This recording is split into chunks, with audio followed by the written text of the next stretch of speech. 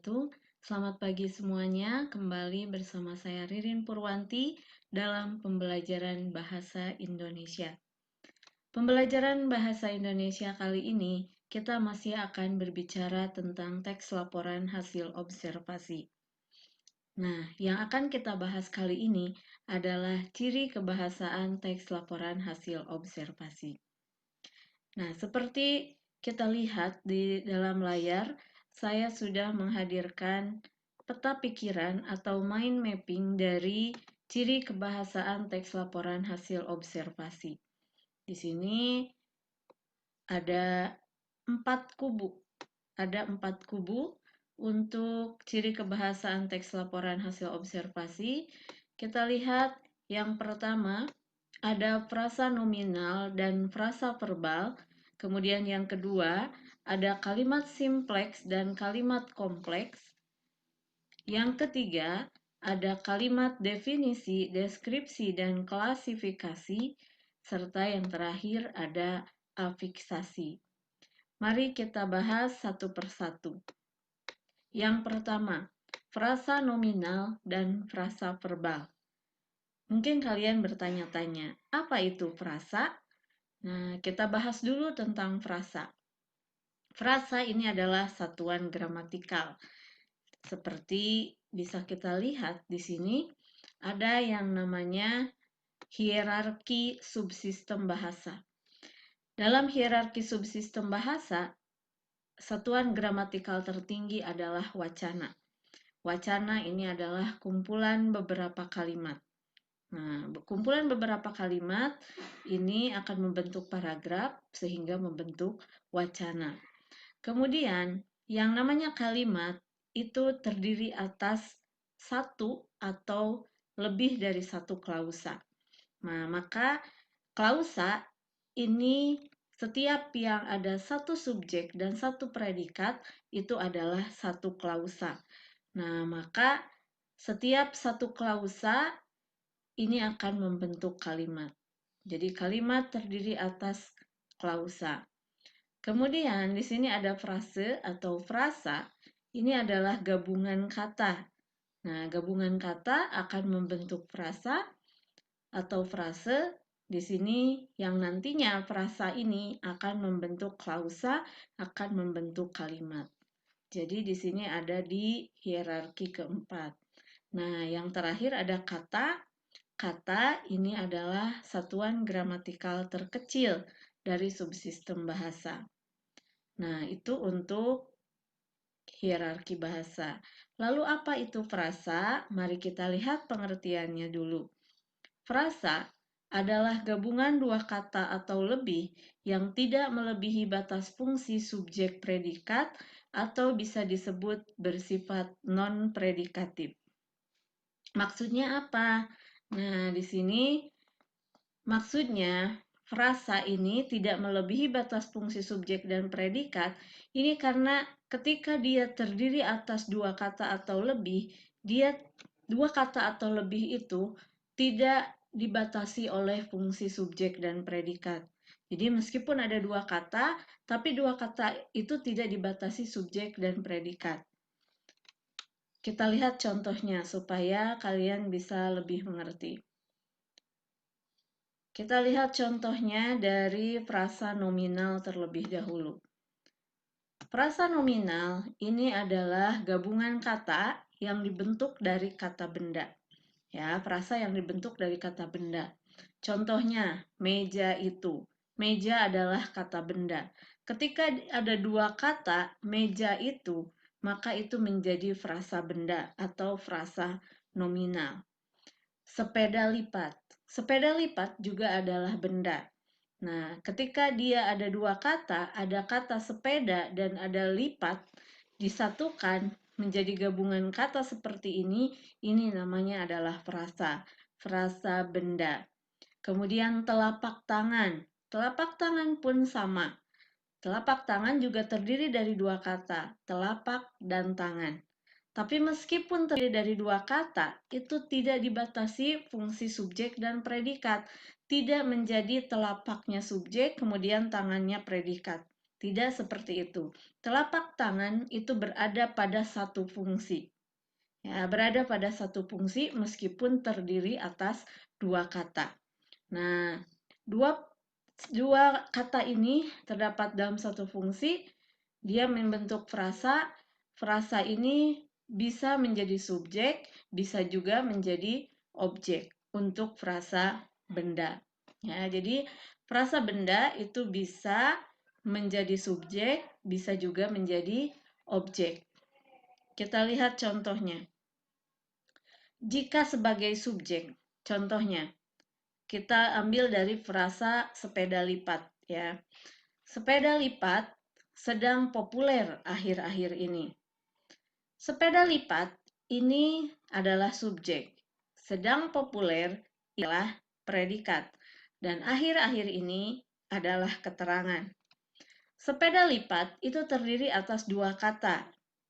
Betul, sepeda dan lipat. Tapi dia berada pada satu fungsi, yaitu pada fungsi subjek. Maka dia adalah frasa. Maka subjek kalimat ini berbentuk frasa. Predikatnya pun sama. Predikat kalimat ini juga frasa karena terdiri atas dua kata, sedang dan populer. Tapi dua kata ini, sedang dan populer, tidak dibatasi pada fungsi sedangnya menjadi subjek, populernya menjadi predikat. Tidak seperti itu. Dia ada pada satu fungsi. Kita contohkan jika sebagai objek. Ayah membeli sepeda lipat dari toko itu. Ayah membeli sepeda lipat dari toko itu. Ayah menjadi subjek. Membeli menjadi predikat.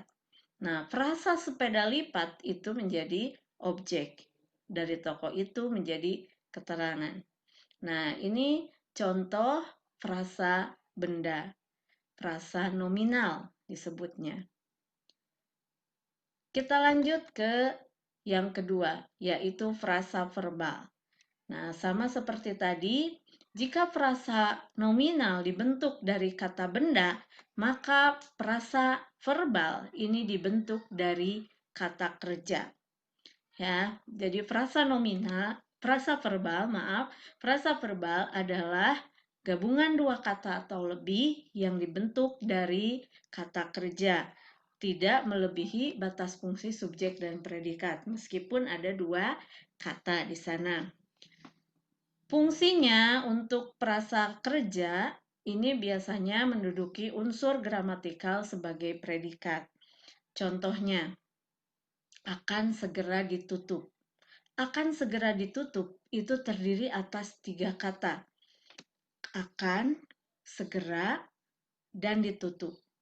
Terdiri atas tiga kata, tapi dia berada pada satu fungsi, yaitu fungsi predikat. Dia tidak bisa akannya menjadi subjek, segeranya menjadi predikat, ditutupnya menjadi objek. Tidak seperti itu. Akan segera ditutup itu namanya frasa kerja. Sedang belajar juga terdiri atas dua kata, sedang dan belajar, tapi menduduki satu fungsi, yaitu fungsi predikat. Begitu pula, belum dikembalikan, terdiri atas dua kata, kata belum dan kata dikembalikan. Tapi, belum dikembalikan juga tetap menduduki satu fungsi, yaitu fungsi predikat. Ini namanya frasa kerja atau frasa verbal. Kita lihat contohnya dalam kalimat. Gerbang sekolah akan segera ditutup. Gerbang sekolah ini subjek, akan segera ditutup, ini adalah predikat. Gerbang sekolah subjeknya ini adalah tadi frasa nomina. Gerbang sekolah ya. Terdiri atas dua kata yang merupakan kata benda. Akan segera ditutup ini adalah frasa kerja. Kita lihat contoh kedua. Riana sedang belajar. Riana subjek, sedang belajar predikat. Riana subjek itu bukan frasa, tapi kata. Sedang belajar ini adalah frasa karena terdiri atas dua kata yang menduduki satu fungsi. Oke, itu penjelasan tentang frasa nominal, dan frasa verbal. Kita lanjut ke yang kedua. Untuk ciri kebahasaan teks laporan hasil observasi yang kedua adalah kalimat simpleks dan kalimat kompleks.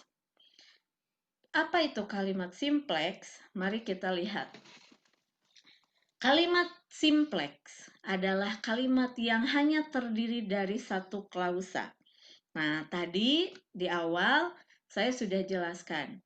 Klausa itu adalah satuan gramatikal, di mana jika ada satu subjek dan satu predikat, itu berarti satu klausa.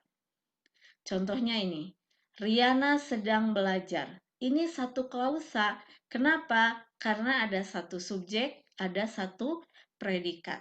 Nah, kalimat yang hanya terdiri atas satu klausa, artinya dia hanya memiliki satu subjek dan satu predikat, itu disebut dengan kalimat simpleks. Contoh lain, tomat dan terung tergolong ke dalam jenis sayur-sayuran. Walaupun panjang, ternyata ini hanya memiliki satu subjek dan satu predikat. Tomat dan terung itu adalah subjek. Subjek yang berupa frasa benda. Tergolong adalah predikat, dan ke dalam jenis sayur-sayuran adalah keterangan. Nah, walaupun panjang, ini hanya terdiri atas satu subjek dan satu predikat. Hanya memiliki satu subjek, satu predikat, berarti satu klausa. Jika hanya satu klausa, berarti namanya adalah kalimat simpleks. Betul. Nah, selanjutnya kita lihat perbedaannya dengan kalimat kompleks. Kalimat kompleks ini berarti sebaliknya dari kalimat simpleks. Simpleks itu simple, kompleks ini berarti tidak simple. Nah, kalimat kompleks ini adalah kalimat yang terdiri atas dua klausa atau lebih. Terdiri atas dua klausa atau lebih berarti dia memiliki dua subjek, dua predikat, atau lebih dari dua subjek dan dua predikat. Artinya dalam satu kalimat subjeknya bisa ada dua atau lebih, predikatnya pun ada dua atau lebih. Itu namanya kalimat kompleks. Jadi kalau kalian menemukan kalimat yang di dalamnya subjeknya lebih dari satu, predikatnya lebih dari satu, itu namanya adalah kalimat kompleks, maaf. Nah, contohnya, Riana sedang belajar, sedangkan Rania sedang menonton TV. Riana subjek, sedang belajar predikat. Sedangkan adalah konjungsi atau kata hubung. Rania adalah subjek, sedang menonton adalah predikat, dan TV adalah objek. Nah, di sini Riana sedang belajar adalah satu klausa. Rania sedang menonton TV juga satu klausa. Klausa Riana sedang belajar dan klausa Rania sedang menonton TV dihubungkan dengan konjungsi atau kata hubung sedangkan, sehingga menjadi kalimat kompleks memiliki dua subjek dan dua predikat. Riana sedang belajar, sedangkan Rania sedang menonton televisi. Kita lihat contoh yang kedua. Kamu akan mendapat nilai yang baik apabila kamu belajar dengan baik. Nah, di sini ada dua subjek dan dua predikat. Subjek yang pertama, kamu, dan predikat yang pertama akan mendapat. Subjek yang kedua, kamu. Belajar adalah predikat yang kedua. Sebenarnya, ini awalnya kamu akan mendapat nilai yang baik, itu adalah satu klausa. Kemudian ada klausa yang lain, kamu belajar dengan baik. Ini juga satu klausa. Dua klausa ini dihubungkan menjadi satu kalimat dengan konjungsi atau kata hubung apabila. Sehingga dua kalimat simpleks ini dihubungkan dengan konjungsi berubah menjadi kalimat kompleks. Nah, jadi itu tadi penjelasan tentang kalimat kompleks, juga kalimat simpleks. Untuk ciri kebahasaan berikutnya tentang kalimat definisi, kalimat deskripsi, dan kalimat klasifikasi, serta ciri kebahasaan berupa afiksasi akan kita bahas di pembelajaran berikutnya. Sekian untuk pertemuan kita kali ini. Terima kasih atas perhatian kalian dan jangan lupa untuk tetap mengikuti anjuran pemerintah untuk melaksanakan protokol kesehatan.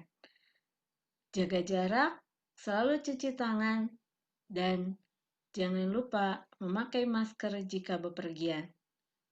Wassalamualaikum warahmatullahi wabarakatuh.